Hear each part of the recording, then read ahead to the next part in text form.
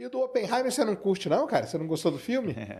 Oppenheimer é que porque o que eu não gosto li, no... Você chegou a ler a biografia? Não li a biografia. Eu li a biografia lá. O que eu não gosto no Oppenheimer o problema ali... Vamos lá, primeiro a minha interpretação dos fatos históricos vai entrar num tema muito político, que eu não estou querendo entrar tanto, mas vamos em termos muito concretos, assim. O Oppenheimer, vamos olhar até pelo filme, vai. O irmão dele era comunista. Sim. A namorada, a esposa dele era comunista. A amante dele era comunista. Ele doou dinheiro para o Partido Comunista. Os caras faziam reunião comunista na sala dele. Uma boa parte dos caras que estavam no Projeto Manhattan era comunista. E aí, assim, o filme entra numa ideia muito forte que é, cara, isso aqui é uma confluência de coisas, nada a ver falar ou pensar que o Oppenheimer era comunista. E aí tem um outro contexto do governo Roosevelt da época que é mais amplo a coisa, porque fica aparecendo na forma como eles induzem na história, isso é interpretativo, não é questão de como se o governo americano, inclusive, fazia assim, usava isso para controlá-lo. Porque, na verdade, o governo americano não seria ligado ao comunismo, ele é anticomunista, e daí usava isso para controlar o Oppenheimer. Bom, mas aí tem uma série de coisas do governo Roosevelt que são um pouco mais complexas do que isso. Exemplo, o secretário do Comércio do Roosevelt, que foi responsável pelo New Deal, era um grande admirador da União Soviética. O próprio Alger Hiss, que é o criador da ONU do lado americano, foi condenado como espião soviético. Ele era literalmente um espião soviético. O Roosevelt trocava cartas com admiração sobre Stalin, que ele chamava de Uncle Joe. E o embaixador americano era um grande admirador também da União Soviética e visitou os gulags, não viu problema algum na época, voltou e o Roosevelt também não fez. Tem textos do Roosevelt citando, inclusive, dos direitos americanos de serem comunistas, e o Roosevelt mostrava simpatia por várias coisas. A esposa dele, inclusive, deixou escapar várias frases nessa linha. Tem outro contexto também que o Federal Reserve americano de Nova York ajudou a financiar a Revolução Russa. Sim. E a galera que está envolvida no Federal Reserve de Nova York está envolvida na eleição do Roosevelt também.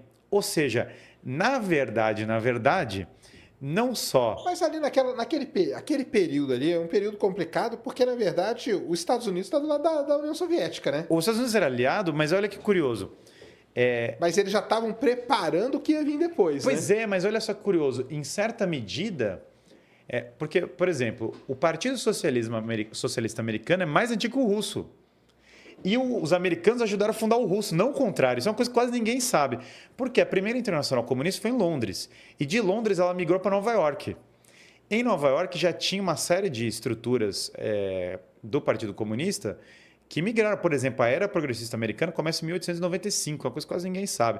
O Partido Democrata era cheio de simpatizantes do comunismo muito antes de ter a Revolução Russa. Tanto que, como eu citei agora... Os mesmos criadores do Federal Reserve ajudaram a financiar lá. E uma das maiores pautas da Segunda Guerra era o dólar ser a moeda dominante. Dominante ali, né? E a ONU. A ONU que era junto com o Stalin. E que fica em Nova York, num prédio que era da família Rockefeller, que foram entre os financiadores da Revolução Russa. Então, é difícil entender, até é difícil para a pessoa que não entrou na bibliografia, da narrativa que nós ouvimos, entender o quanto tinha de grana americana para o movimento comunista como um todo. Então, na real, ao invés de falar que tinha infiltração comunista nos Estados Unidos, é mais correto, em alguns aspectos, falar que, na verdade, tinha um monte de americano bancando a mesma coisa para ser comunista. Não só isso. Será que porque eles não estavam lutando por um mal maior ali? Não. Porque repara que isso que a gente está falando é cronologicamente muito anterior à ascensão do fascismo. Certo. Ao financiamento do FED. Você está falando antes lá. Claro, tá. Mas a galera é a mesma, porque o Partido Democrata é o mesmo da Primeira Guerra, é o mesmo da Segunda. A galera que criou o FED é a mesma galera que estava na Segunda. É o mesmo partido. Que, curiosamente, também é o mesmo partido da escravidão. Mas Você é um acha outro... da interpretação que tem de que a gente não teve duas guerras. Tem muita gente, tem uns historiadores que falam que a gente teve uma guerra só. Pois é, um curto período de trégua. Eu diria que, assim, quando nós olhamos esse período das guerras, a gente tem uma visão limitada, porque, putz, que aqui abre uma... Por isso, a minha crítica ao Oppenheimer abre uma janela gigantesca. Sim, exemplo, a Primeira Guerra Mundial... Ele é muito mal contextualizado. Qual pessoa comum sabe falar qual é o motivo da Primeira Guerra? É difícil demais, E né? um dos propagandistas da Primeira Guerra fala que é uma guerra em defesa da democracia. Fala, caramba. Aí você começa a entender que na verdade você tem 3 países iluministas, uma aliança França, Estados Unidos e Inglaterra, da qual a principal é o establishment anglo-saxônico, querendo um domínio global. E que a Alemanha, e que tinha 3 monarquias na Europa que eram meio que um obstáculo para isso: Rússia, Áustria e Alemanha. Não dava para bater de frente, que no passado tinha um formato que era chamado da Santa Aliança.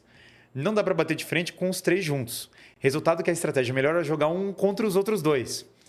Então, a inteligência de tipo britânica e francesa fomentava na Rússia ideias contra a Alemanha, para poder desestabilizar o leste europeu e ter o domínio inglês, porque a Rússia é um dos maiores rivais da Inglaterra pelo domínio da Europa. Tanto que tem uma cena do Napoleão, que essa é uma das poucas coisas que está correta historicamente, que o Alexandre II, que é o rei da Rússia, fala: nós temos uma coisa em comum, nosso ódio pelos ingleses. Entendi. Porque uma das grandes ameaças para o domínio inglês era a Rússia. Sim. Ora, se a Rússia era uma grande ameaça porque era uma monarquia e a Alemanha era outra, você precisava destruir as 3 monarquias europeias. Jogar um contra o outro era muito forte. Resultado da Primeira Guerra Mundial. A Alemanha virou a República de Weimar, a Áustria foi quebrada em micropaíses que ficaram se matando depois por anos a fio, e a Rússia teve a Revolução Comunista. Ah, sim. Que foi logo depois e que teve financiamento americano. Ou seja, você começa a reparar como é um processo muito claro dessa ideia de destruir as monarquias europeias. Lembrando que a Revolução Russa, antes da Revolução Comunista, teve uma revolução liberal. Também teve a destruição, na mesma época, da Turquia, que quebrou o Oriente Médio, que literalmente deixou o Oriente Médio quebrado em um mapa quase desenhado no papel. E que criou muitas das confusões que a gente está vendo agora. Hoje, né? Isso. Então, esse mesmo establishment... Isso que é foda, né, cara? Porque tudo nasce, tudo meio no mesmo momento, nessa mesma, né? Esse mesmo establishment que está 120% conectado com o progressismo atual, porque é a mesma galera, é o mesmo Partido Democrata, é a mesma galera liberal, é a mesma galera... Não tem uma separação histórica alguma dessa galera, que literalmente quem governa os Estados Unidos agora, o Joe Biden é o presidente americano. E a maior parte da elite americana é o Partido Democrata. Essa mesma galera está muito vinculado a essas grandes famílias. Rockefeller, o Rockefeller, o terreno da ONU foi no lugar da família Rockefeller. Beleza, então essa mesma galera fomenta esses valores progressistas em todo lugar. É absolutamente natural que eles fizessem experimentos com o socialismo, porque muito da inteligência americana adorava ideias socialistas. O Fitzgerald, que é o autor do Grande Gatsby, brincava com essas ideias, o Charlie Chaplin. Era meio que chique nos Estados Unidos ideia socialista. Então, na verdade, o jeito como eles apresentaram ali menospreza o quanto era chique o comunismo nos Estados Unidos. Não estou falando não é infiltração. Entendi. A galera enxerga, às vezes, isso como teve uma baita infiltração comunista russa nos Estados Unidos. Mas elas menosprezam o quanto, na verdade, os próprios americanos achavam o máximo. Né? Lembra, pegar, por exemplo, um movimento... a Escola de Frankfurt, que é baita tema, que era socialista. Ela era onde? Ela era nos Estados Unidos, na Califórnia. Bancada toda na Califórnia. Foucault escreveu a obra dele na Califórnia. Então, na verdade, uma grande parte de ideias socialistas foram fomentadas nos Estados Unidos. Então, o filme Oppenheimer, faz parecer como uma infiltração externa. Sim. E não como algo tão nativo quanto era. Dentro, né? Mas eu acho que o livro ele é melhor nesse ponto aí, viu? Eu não li o livro, então não consigo falar. Então, para mim, o porquê tinha tantos comunistas no projeto Oppenheimer era simplesmente porque muita da elite americana didn't fucking care, entendeu? Eles não estavam nem...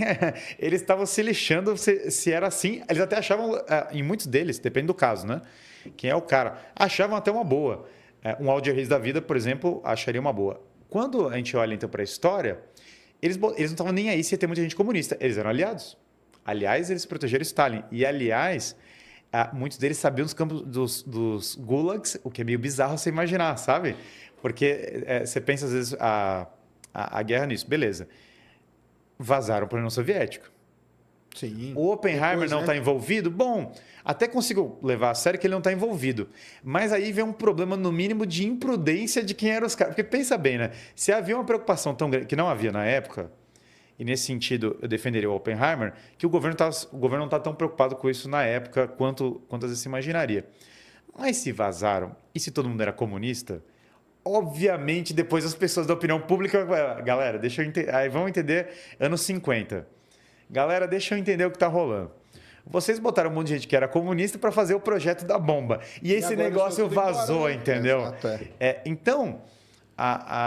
o filme coloca muito assim, o senador como muito corrupto, muito ruim, tal. Isso é uma carga mais valorativa. Mas, cara, vamos olhar do ponto de vista do senador. Todo mundo em volta do Oppenheimer era comunista. O cara botou os caras lá. No mínimo, por mais que o cara tivesse mal motivado, havia um motivo para uma investigação, entendeu? É o mínimo do mínimo. E eu iria mais longe. Havia um motivo para uma investigação mais ampla. Bom, a investigação foi feita.